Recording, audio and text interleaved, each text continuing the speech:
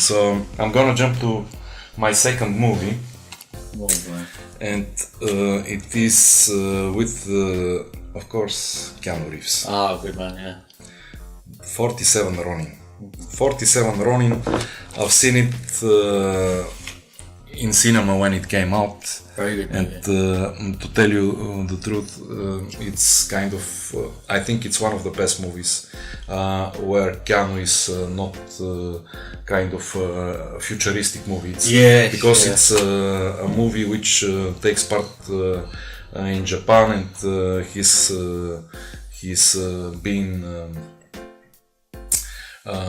he's been outcasted kind of in the movie, and his character actually, and he's playing as abandoned samurai, kind of non-samurai. Yeah. But just to say a few words about the movie, maybe just open this part so it can be seen. Yeah, so 47 Ronin is a 2013 movie. It is good rating, though, isn't it? Yeah, very good rating, by the way. 6.2. 6.2 is whiskey and peanuts. Yeah. It's interesting how it didn't go up. I was thinking it's gonna go up, and because it's quite old, the movie is from 2013. Yeah. So because I liked it a lot, you know, it was something which I was expecting the rating to go up, but it didn't go quite a lot, you know. So it is action, drama, fantasy, which is 2 hours and 8 minutes, and it's an epic battles movie about historical events which happen in Japan, and also there is mysticism inside. This magical woman making different type of curses. And didn't she have like a tattoo or something, like a weird tattoo that moves? And one of the eyes, she was looking like a husky, you know. One of the eyes was with a different color. Yes. I think you can see that actually it's not very visible here, but it is visible, but you have to kind of look hard so as to see that her one of the eyes, her eyes, one of it is different color. So it's about this Japanese traditions, the respect towards each other, how in medieval times and nowadays how they kind of kept these traditions of respecting each other, and they bow in front of each other like the Koreans, because Japan and Korea, they are very similar.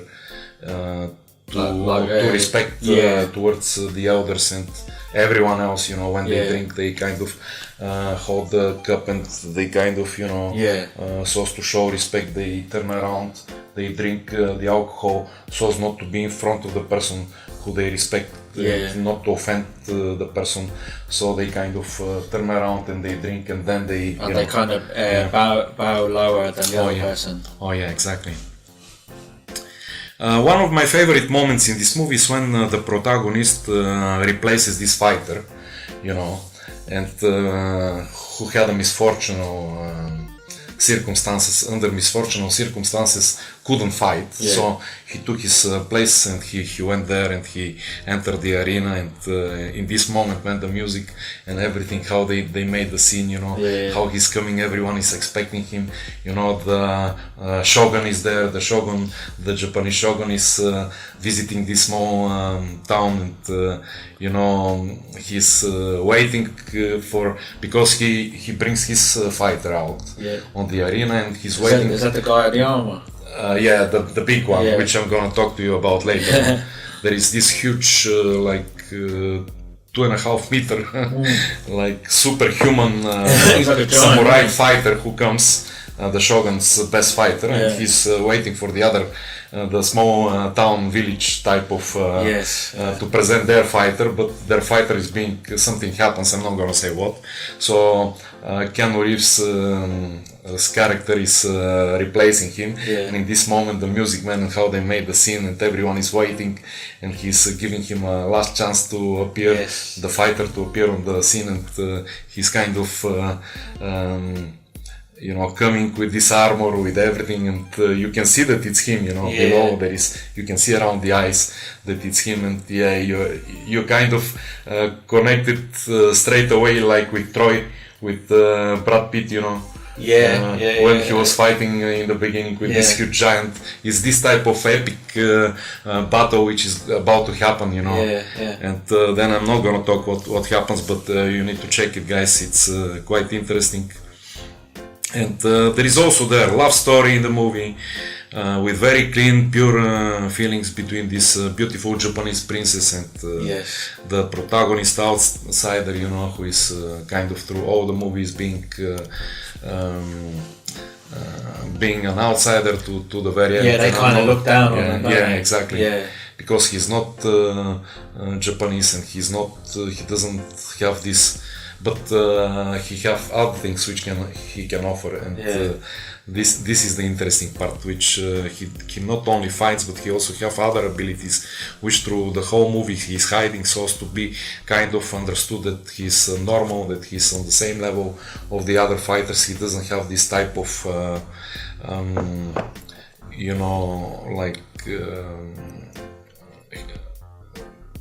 he doesn't have this type of abilities besides fighting, to help him, progress better, and but you can see that he's different, and all the fight scenes, and there is this fight scene in the beginning, they're fighting one huge animal, some kind of ancient animal, and he helps. I think if you remember, it's like a tiger sort of thing, isn't it? Between tigers, some hybrid animal, and he comes and he does some stuff there, which is kind of amazing, and how they shot it, because I watched also later on how behind the scenes, how they did that, how they did this scene, and it was very interesting how they shot everything, and the final result with the CGI and all these camera movements, and wow, it was something else, man.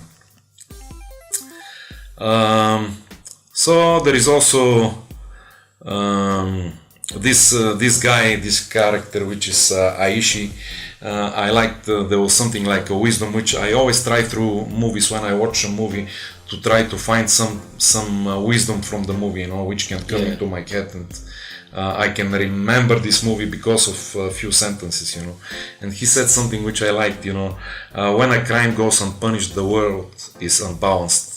When a wrong is unavenged, the heaven looks down on us in shame. Is that the guy from Sunshine? I think yes. Yeah, Hiroyuki Sanada. Yeah. So the film has very interesting ending with exciting fight scenes and beautiful special effects. Also it's inspired by a true story, the movie.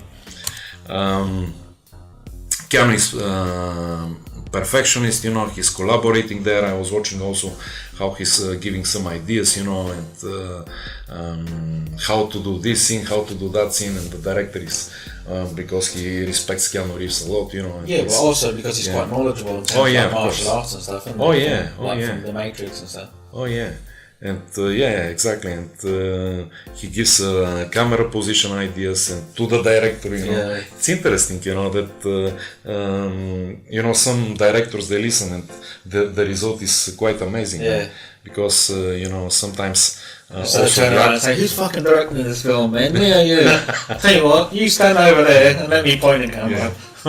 And also there is just to turn around, actually he's on the front.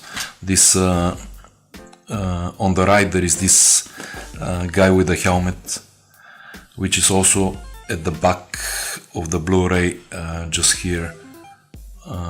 And he's the one. He's this huge guy who is played by the highest guy in England, man, which is 7.7 foot high. Whoa. 2 meters 32 centimeters. God, And in Europe, not only the tallest in England, but also in Europe, His name is Neil Fingleton, and he also plays in Game of Thrones as Mag the Mighty, one of the these big giants, you know, the ones. The Ice Giant. Yeah. And in many other movies, yeah.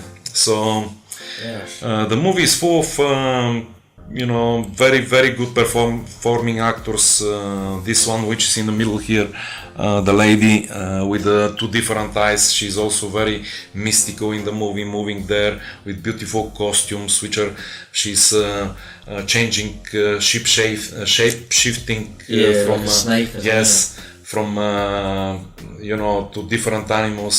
And by the way, the guy with the tattoos, which is here on the right, and with a gun, he's on the cover of the Blu-ray, but he didn't have quite a lot of performance in the movie.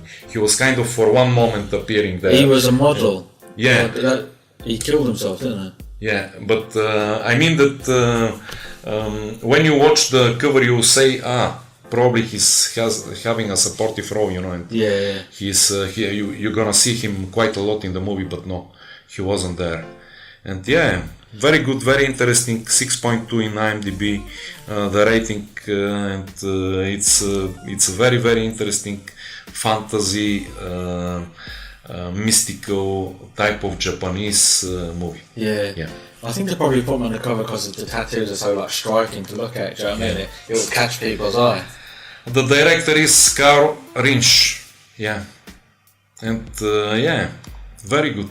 Oh yeah, it's very. He has attractive looks, and he has this type of